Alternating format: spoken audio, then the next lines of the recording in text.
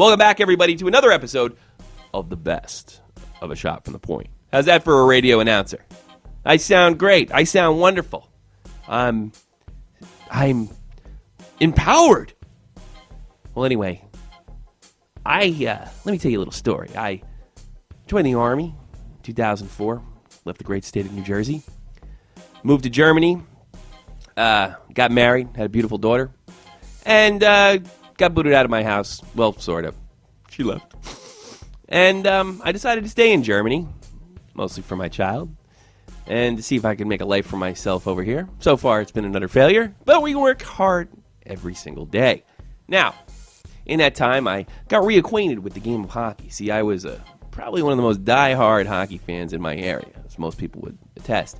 But because of my Army career, I had to give it up a little bit. You might notice that my knowledge of the 2000s was kind of vague because I was concentrating on a career. But since I got back and started focusing into sort of an entertainment part of hockey, I put a lot into this. I put a lot into A Shot from the Point. And I do it for you. No, not really. I do it for me.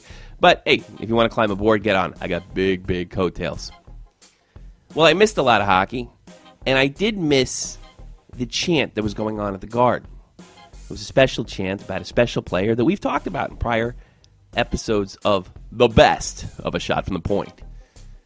I missed this little story. No, I knew of the story, but not the chant. So I had to explain it to my friend, Dead on Dave. This is pretty interesting. And by the way, I'm getting my hockey knowledge sharpness back, if you noticed. I'm going to be on it. I'm like snapping to it. But I got to come back. And I will be there. And I will own the hockey podcast world. Because I have big coattails. And I'm Mr. Personality. I'm the best. And you're going to see me take over the whole landscape. All of it. You'll see. This is the beginning. And if you get on board now, you could be a real hipster in about 5-6 years and say you were there from the beginning. You could say you were there for the minus episodes. And right now, I give you one of those minus episodes when we talk about Uncle Daddy, wrestling, and other issues. Take it away, boys. In both games, I started to see that pressure late in the second. And if they're able to apply that pressure and the Devils can't recover by just, literally skating around like with chickens with their heads cut off, they could beat this team. I think with the rest of the series, you have to look at the first team who's going to score will probably more than likely win the game. You saw that in a lot of Ranger games. If the Rangers score first, more than likely they're going to win. And in these tight defensive games, if the Devils score first, that means they've broken through Big Blue. That means they'll probably go on to win the game. And more likely, I think that's what you're going to see with those good old New York Rangers. I'm sorry if I sound kind of like run down. I am. I took a PT test today. Uh-oh. Oh God. I'm completely wrecked. But I've been so excited to talk about hockey, and then we got this new technology going on right now. This should sound great, right? Cutting edge technology. We are there. We are with the hip crowd now. You know what it is? You said cutting edge technology, and it cut out just as you said it. So that's perfect that we got. Of course it did. Of course it did when you said cutting edge technology. We might as well be talking on two cups connected by a friggin' string, Tommy. It's horrible. Oh man, I just want to update everybody what happened. The Ranger thing is pretty much. I think me and Dave pretty much covered everything you can cover. The horse is dying as we speak. I don't think. I'm not sold with the Rangers. It's going to be a 1-2-3 thing, but I still think it's going to be a long series. I still think it's going to go 7, but I would imagine the Devils have to go back and kind of question how they're going to get through that, get through the Ranger defense. And there is one thing we have to talk about how well Brodeur played, because Brodeur played fantastic. He did. He's made really the biggest saves of the playoffs with the Scorpion save they're now calling it. He's done some of those kind of east to west saves we've seen there to key. That game probably should have been 5-0, and he kept it from being down. I honestly didn't see the third goal. I'm really sorry. Just happened to do it with my schedule, but it does seem like if we're beating the New Jersey Devils when Brodeur's on top of his game, and I think he looks better now than he did in the last 2 series. Yeah, he looks like he's up for this series. He Oh, definitely. absolutely, absolutely. And it's you can tell by some of his comments that he's making to the media Yeah, of this series. This is aggravating him because he probably knows it's just a over. little bit. Yeah, I can't say I'm too sorry to see that. You know. Yeah, I'm sure you're crying tears on Oh the yeah, it's inside. tears of joy. Actually, a buddy of mine who I've reconnected with via Twitter recently, and there you go. There's my little Twitter sound. He sent me some interesting. You remember I made a comment about Brodor's marrying his sister, his wife's sister. That's not exactly true. I wasn't gonna go along. I mean, I was gonna go away No, from but it. I isolated the story. By the way, he married. I knew I was half right. He married his sister's brother's wife, his brother-in-law's wife. I am your father's brother's uncle's nephew's former roommate. and that brings me. He says to me, he goes, "Do you hear what they're cheering over there?" And I'm like, "No, I haven't really paid. I just, I figured they were just yelling Marty, Marty." He says, "They're not yelling Marty, Marty. They're yelling Uncle, Daddy." I'm dead No, serious, man. The Guard fans are awful. They're that is yelling awesome. Uncle, Daddy. That's horrible. It's freaking horrible. Yeah. What is wrong with you New Yorkers? Just a lot, a I lot. know that. You Chicago Jeez. guys are way tamer than us, I guess. I mean, Uncle Yeah, because Daddy. we're crying most of the time. You don't know how lucky you are to be a New York sports fan. I have to suffer while you have 26 championships in baseball, you prick. Well, you finally won one over in Chicago. Yeah, but I don't count that. I Why don't not? count. This is the White Sox. I Why not? don't What's wrong count with the those. White Sox? Because I wouldn't shed a tear if they like collapsed the fucking team. Excuse my language. I hate the White Sox. See, you made me drop an F bomb on the White Sox. They're Oh, Chicago. and they're sweeping my Cubs right now in the crosstown rivalry. You don't want to get me going here. Keep me from the edge, my friend. No. Don't put any knives in my vicinity I right figure now. we gotta liven up the show a little bit. Uncle It's Dad. horrible. The best chant I ever heard, and I don't know what soccer team it was. It might have been Manchester United, and I don't even remember the name of the player, but that's not important. They in England and Europe, they sing songs at soccer. Yeah. Well, they sang a song. What they usually do is to Guantanamera, they'll sing something like "There's only one Wayne Rooney. There's only one Wayne Rooney." Yeah, they got yeah. the only one Ricky Hatton. Yeah, I've heard all Yeah, those. yeah, well, whatever. It's lame. But I did hear something funny. There was some, and it might have been Manchester. It more than likely was Manchester. There's my tweet again. It more than likely was Manchester. What they had was a player that in the media had apparently seen a psychiatrist, right? Huh. And it got out, unfortunately for him. And when he went to Manchester, let's say the guy's name was Billy Smith, they were saying, "There's only two Billy Smiths." There's only two Billy Smiths. That's cruelty beyond levels is I don't even cruelty. understand. But if you want to go to the best cheering that you'll hear, the best sayings you'll hear from a crowd, and it's borderline if you want to call it a sport. I call it a sport because I love it, and that's in wrestling. Yeah. They call people Hoskies. The crowd does. It's fantastic. I've been to a few wrestling matches. 30,000 people calling someone a hoskie or a slut or an asshole. It's fantastic. Well, they got all that from ECW because that's from my area, ECW. That's where they got. Yeah, a lot of that more crass chanting. Oh, since you brought it up, Sure. let's test your ECW knowledge. Sure. What did ECW originally stand for? East Coast Wrestling.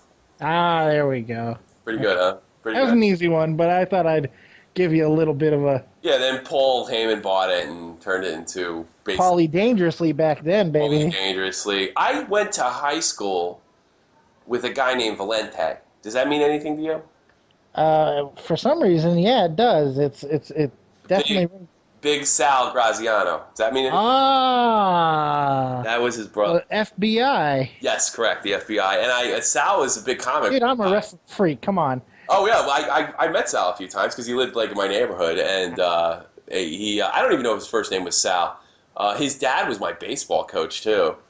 And, Oh, really? Yeah. Rob was on my team. His name was Rob Valente. I don't know if Oh, I'll ever listen cool. to it, but yeah, he was on my baseball team. He was I lost touch.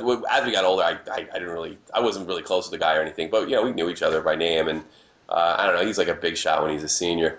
I But was fortunate. yeah, I'm well, sorry. I met Sal a few times, and he was like one of the nicest guys in the world. It was like I was always hoping to get to the WWF because they did eventually bring FBI to the Yeah, the WWF. FBI went, on a couple different occasions, but it was led by that douchebag Nunzio. Yeah, Nunzio. Yeah, but Sal never made the trip, and Uh, he's a real New Jersey Italian. It was oh, too bad. no. Yeah, he's Perish the thought. well. It was weird because when I when I went to my baseball matches, and you might be interested in this, his father would talk about wrestling, and back then, this is before like they kind of came clean, Yeah. or at least to my knowledge, they had come clean about the whole it being fake. I mean, everybody knew it was fake. Like most wrestling fans were like, if you listen to watch wrestling, you're like, wow, what kind of weirdo is that? He doesn't even know it's not real. Yeah. But his father would talk about it, and he liked other sports too. And it was so bizarre to me to hear this. And he would say, "Well, it's not real, but it's not fixed. It's fixed. It's not fake." That's what he used to say. It's fixed. It's Yeah, not I fake. think that's a more accurate statement. Yeah, because it's most people don't know that what goes on in the ring is actually improvised. It's not Yeah. choreographed, and I mean, it's illogical to assume it was choreographed, but it's not. And he would It'd be tell me, impossible. As much as they work, look, I went to wrestling school for 2 weeks. "Oh yeah, Yeah, 2 weeks, and it kicked my freaking ass. And I was a good athlete in high school. sure." It was right before I came in the army. I was in Vegas, and wrestling was huge there. WCW was there all the time. They had a restaurant in my mom's hotel where she worked at, the Excalibur. Sure. And so I got the fortunate privilege of meeting a lot of wrestlers, and I still maintain some of those relationships to this day, which is cool. That's awesome. But I went to wrestling school for 2 weeks, and it was just hell. Murder. And let me tell you, what they do is unbelievable. It's that's why I still watch, because the athletics involved is amazing. Yeah, well, yeah. I mean, it's tough to convince. Like, I don't watch much wrestling anymore. But I know what it takes. I understand. I did get into it in the late '90s again with my buddies. That was a big thing to do. Watch pay-per-views. I know. I'm watching one tonight. Yeah. Oh, really? Okay. The watch pay. We all pool our money again. Actually, we didn't all pool our money. I think I gave money to P-Way, and everybody else kind of ripped him off. And then, yeah, we used to watch. I know if Steve's listening to this right now, he'll know exactly what I'm talking about. But yeah, we used to get. We saw them all. I mean, those were good years in the late '90s.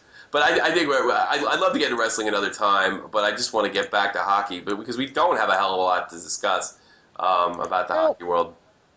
But I'd like to touch on the international ice hockey competition, but I totally lost interest in since the United States is eliminated with 8 seconds to go. Since it practically became like a pro hockey team beating up on like junior midgets. Yeah. Well, horrible. Both the United States, Canada, and Sweden, generally considered probably 1, 2, and 3 in top teams, were eliminated. Maybe 1, 2, and 4. That allowed the Russians to play the Finns and the Czechs to play the Slovaks, which is a huge rivalry for those outside of Europe that don't know that they were one country at one time, but they are not very friendly to each other, and it goes a little deeper than hockey. It is not a friendly rivalry. But the anywhere Russians, in that area, you can kind of understand.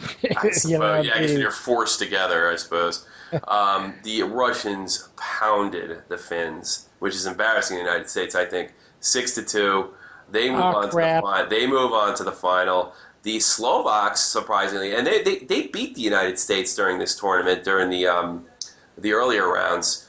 They go over the Czechs 3-1. That I'm sure that made a lot of people in Prague really happy. The bronze game, the Czechs would go over the Finns 3-2, and just recently completed the Slovaks, probably going up with the Russians. They're probably expecting the biggest upset of all time. No, another 6-2 game by the Russians. Yeah, Big Red was on the move. Yeah, that was it. You can't help but wonder if one of these, Canada, the United States, or even Sweden. I mean, Sweden's got good two players too. They have a great system, good league. If they would have made a game of it, sorry for Slovakia. And this, the quarterfinals were great, Yeah. But the rest of it you can have maybe next year, and then the year after that we can watch the Olympics again, which, our buddies Kane and the boys will be back and Whoop, whoop. hopefully kicking Canadian ass. I hope so. Yeah, that would be nice. But I got an update, by the way. let's hear your update. Oh, it looks like my sweep's not going to happen. Oh, I just saw your The update. Coyotes scored again. It's a tough game to win, ass Barry. Damn you, Kyle. Well, that would be really shocking if they could come. And I tell you, I'd rather play the Coyotes than the Kings. I'm sure you would. Go Coyotes! You can do it. 4 in a row. It's been done before. You're rooting against me now? Yeah, sure. Oh, you prick. Listen, my team's in the the Eastern Conference Finals. I'd rather see the Coyotes. Go Yotes! Is that what they call them over there? I could Yotes. be Yotes, I guess, yeah. Yotes. Yeah, with the howling and everything. God, thank God they changed those uniforms, man. Look like I don't know. I don't know. Those old uniforms they used to wear are ridiculous. Now they look halfway reasonable. But that's neither here nor there. World Championships are complete. Congratulations to Russia. Not Vladimir Putin, but congratulations to Russia and Ovi. Ovi got a championship. We could root for him. Yeah, we can root for Ovi. Yeah. Always happy. True. Because apparently his ultimate rival didn't have the guts to play for Team Canada. So Ovi got right in a plane, man. Yeah, you know what? Why didn't Sid play, pussy? It's a good point. And he had plenty of time. I mean, another thing is, I don't remember guys getting eliminated in the second round and going. I only remember guys getting eliminated in the first round and going. And because it doesn't make much sense to go after the second round because you might get one game in and then into the quarterfinals. But for him to get up and go, I think it says a lot about him. You know what? There's a difference. There's a difference between him, and here's the biggest difference I can think of between him and Sidney Crosby. Sidney Crosby tries to make himself a brand. The only thing that Ovechkin cares about is playing hockey. Yeah. It's all he wants to do. He just got out of a grueling series, and what does he do? He flies all the way to the mother country. Yeah, sure. And he plays in an international tournament. Did he really have to do that? No. Absolutely not. Because I don't know how people get behind Crosby. Crosby's like this. He's like Shooter Gavin and Happy Gilmore. It's just, that's what he reminds me. He's just pretty with a smile, but just a. And I don't want to say he's a prick underneath because I don't know for a fact. But boy, if he's not a prick underneath, he's really acting like he's the greatest actor to play a prick under the facade of being a really nice guy. Yeah, right. That's. But congratulations, Oli. Congratulations to Russia. I guess we got to move on to this series. Well, they're up 2-0. The Kings could. Every Stanley Cup team gets tested. And, one of those tests might be coming back from a 2-0 lead. Oh, come on. Let's not get crazy here. Even if they lose this game, which I still think they can win it, look, this series is still long. It's a minute to go in the second with a 2-goal lead in the third. That's a lot, Dave. I'm not saying that they're going to win this game, but I'm saying let's not get ahead of ourselves as far as being tested. Tested. If they drop the next game, then we can start talking about being tested. Okay. Well, they did beat the first and second seed. Test passed. If they lose this game, this matches their loss total from the last 2 rounds combined. I think we can give them a frickin' pass. That's frickin' beautiful. It's horrible. Oh boy, what are we gonna do when the season ends? What do you mean? I don't know. I think we can. I don't know. We can start talking about our feelings. I think so. That might work. We can sing "Kumbaya." Hey. Maybe we can do roller hockey, huh? I get my big ass on skates. I might not be able to stop me. I've got an idea for the video portion and some roller hockey stuff. I thought it'd be pretty good. Yeah, I think you told me about it. You told me about it. Well, we'll keep that secret. Yeah, that'll be great. The live hockey scenes coming to a shot from the point blog, straight to you, straight to your bedroom, straight to your live view on demand. How do you like that? I tell you something. I hate introducing myself to my own show. I hate it. I want like a chick to come in here and record our introduction. Wouldn't that be like so much more badass? Well, I have to say I already kind of. That was the smooth sound of Dr. Dead on Dave Van Cura and Tommy C. Welcome. This is WSFTP for all your easy listening hockey needs. That's right. It's Tommy C. You're listening to the best of A Shot to the Point. Look, on this next part, we get into a little of what's coming in the lockout. That's right, in the 2012-2013 season, there would be a lockout. And of course, it was predicted in May of 2012 on Here on A Shot from the Point. Now, me and Dave get into everything from player salaries to sports grade, and I think this is important to listen to.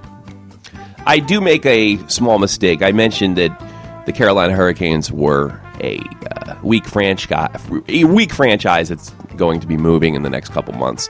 That's not true. I more than likely meant the Phoenix Coyotes. But the principles in this conversation are all the same. So buckle up. Tune in to more sweet sounds of WSFTP. Right on. Very cool. Like me. Russia wins. Checking on the bronze. Yeah. I'm like, crap. Okay, the only other thing that's in the NHL right now that's really important, the collective bargaining agreement ends this year. And they're going to go to the mat at the end of the season. And it's perfect timing because every time they have a high-rated, great season that gets the public's interest, the NHL would manage to lock their players out, or there's a strike or something. The last two stoppages were strikes, or lockouts. And I fully expect the NHL to do the same thing. They're probably the only people on earth. Can't. Yes, I think I tried. They've done it. They did it in '95. I know, but right now they're capitalizing on other sports weaknesses. They don't care because in the past, what they do is they see the potential money coming in, and they say, "God, we got to make sure the players don't get a piece of it," and that's their biggest concern. They don't care if the game grows. They don't care who wins. The perfect evidence of that is when the Rangers won the Stanley Cup. That was probably the most mainstream Stanley Cup, the best promotion, the best. There isn't a commercial in the Super Bowl you could run. Anything that's more important than what happened in 1994. It was such a fantastic story, and they shut the league down. They started to rebuild what they call out of the dead puck era in the 2000s, and they ended up losing the season in 2005, almost 10 years later. But this year, we lost the entire season. Don't expect anything less from the very, very greedy, and I do side with the players in this one, with the very, very greedy NHL owners. One of their biggest problems is it's not the talent, it's not their ability to promote the game. They have the best contract that they've had basically in their history with NBC. It's just they want more of the money than other sports franchises get. The players are going to get a piece of this. That's what they're coming to see, and they're willing to destroy their own game for what they might consider principle, and it's really disturbing. And we'll probably be reporting on that most of the summer, I think, which is amazing. After a season, like if the Rangers don't win, or the Devils win, or the Kings, or God forbid the Coyotes make a comeback, they will find a way to screw this up, in my opinion. What's yours, Dave? Well, after seeing everything that's happened in the last 2 years with all the other sports, because in the last 2 years, all the other collective bargaining agreements have expired. Baseball is the only exception. Baseball did it well. They didn't. There was no delays, no nothing. They did their thing because baseball knows where it is right now. They're not trying to be more than what they are. They have a good deal. They have a good system going, so they're going to keep it at that. Football almost dropped the ball, pun intended, but they did not fumble. They were able to save the season and get it going, but the players took a beating at the bargaining table. And then, of course, we got the example of how not to do anything. Once again, granted by the angel of Stern, David Stern, the commissioner of the NBA. What a jackass that guy is, and just a horrible, cost half the season or a quarter of the season. Ridiculous schedule that the players had to endure. Maybe it cost Derrick Rose's career. Yeah, that bastard. He cost my player maybe his career. Mm-hmm. Because of stupidity, money mongering, just this cash grab that. Sure. They're almost a freaking cartel. They're almost as bad as the BCS, but not quite. Well, people say to me all the time, and they're straight. They go, well, I had this conversation with my girlfriend a few days ago. I think sports figures make too much money, or players make too much money. Yeah. And my response to that, I don't really care how much they make. There's a market. There's a market. They're the ones. I mean, who's if you're a great accountant or you're a great lawyer, who is it that? Well, I don't think a lawyer should make out that much money. Yeah. I mean, they have an extremely rare skill that's extremely marketable. When you have any kind of skill like that in the business world, whether it be athletic or not, you're going to make a ton of money. And the NHL, comparatively to some of the other, the Big Four, as it's called, doesn't even enter what they make, except the very, very tip-top players. So I have literally no problem with the NHL Players Association going to the owners and say, look, we made major concessions to you in 2004 and 5. You still, and you said that the reason you needed to make these concessions is because you're going to lose jobs. These franchises are going to fold if you don't concede. They conceded. Carolina looks like they're going to fold. Burgers. Woo! Yeah. Carolina looks like they're going to fold or move. The Thrashers have moved. The New York Islanders are in serious trouble. This is one of the greatest dynasties in NHL history that have never been able to really turn it around since the early 80s. And now you want us to take another pay cut? You told us to take a cut so we could save our jobs. And guess what? You're still losing our jobs because you still haven't found a way to make money. I mean, what was it, 2009? The Carolina Hurricanes won the Stanley Cup. It doesn't matter. New Jersey has money problems. They've won 3 cups in the last 15 years. How is that a problem? And you're going to lock these guys out again? I'm sorry. I'm on the player's side just about every time, maybe with the exception of the NBA in the last one, the way Ewing here handled himself. But I'm normally on the player's side. I'm even more on the player's side of the NHL. And you guys, I think the elephant in the room is, and this is probably most of the major sports leagues, there's too many teams and not enough money to support them. But nobody wants to talk about closing or folding a team. Well, we'll just move them around. Well, that's just, you're just pushing off the problem. Yeah. Maybe there's just too many teams. Maybe it's time to fold some teams. If no one's going to see them, if you can't get a good, because the real money's in TV from what I understand anyway, if you can't find enough people to go, maybe you have to close these teams off. Two franchises in Florida was a bad idea. A franchise in Atlanta was a bad idea, especially since the Atlanta Flames were there not 30 years ago, and that failed miserably too. The NHL doesn't learn. They keep on wanting to penetrate markets like down south where they don't know an ice sheet from an ice cube. Penetrate. Yeah, exactly. Well, I'm glad that turned you on, baby. It did. Yeah, and they continue to do this, and I don't be surprised, Dave, if they lock it out. I mean, do you believe me? Look, obviously with those 5,000 words you just said, you definitely know what you're talking about. There's no question about that. There's going to be some kind of give and take. We're going to have a season. I don't think they're going to be. So. I hope so too. But for all those people who do have a problem with what sports figures make, don't watch. We're the reasons why they make the money. We're the ones. Bingo! You hit it. There you go. That's just the reality of it. We want to watch sports, and we'll pay, even in a recession, we will pay ridiculous prices to go watch these sports heroes do their thing on the court. It's just how it is. Recession and depression-proof in the sports world. And you know what? No one complains about Jim Carrey making the kind of money that he does, and I don't either.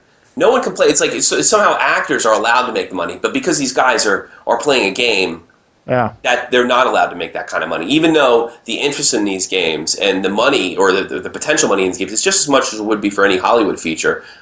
I don't care what Matt Damon makes.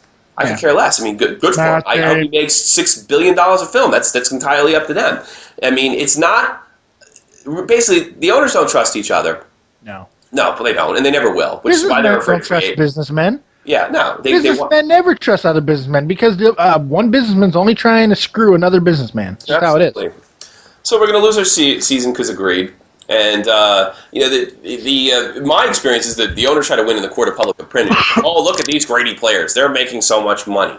In other sports, that might be possible, not in hockey. No, I mean they're not making the type. I mean it's better than it was 20 years ago, but that's normal. Salaries are going to rise, especially if you're making more money. Can't get enough? Want to hear more? Well, you're just going to have to tune in next week to the best of Shopping the Point. See you then.